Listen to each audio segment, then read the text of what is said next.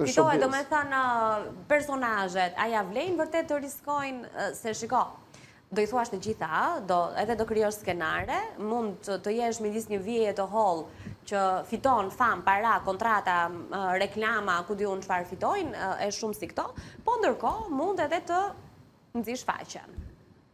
Shiko, a fitohet. Kjo është vërsi të skenarit se si e ka beduar vetë ata, se si e ka beduar vetë personazhi, dhe si e merr atë risk vetë personazhi.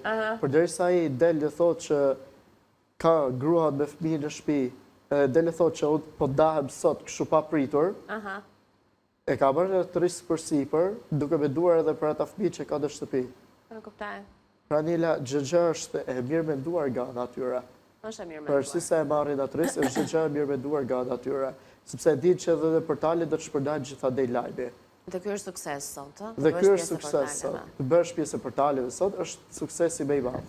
Interesante. Do më thuash si pyetje të fundit një emër personazhi që ndoshta ti mund ta kesh në mendje tani ose mund të mendohesh pak, që nuk ka shitur kurrë nga skupet dhe nuk e ka mbajtur kurrë pozicionin e famës nga portalet, nga lidhjet, nga ndarjet, nga divorcet apo nga këto dramat e telenovelave që ne përmendëm. Po ja, s'kam nevojë të mendoj fare, është personazhi më i një momentit, Moza Ahmeti. Moza Ahmeti. Moza Ahmeti, e cila ka mbajtur emrin në portale, ka mbajtur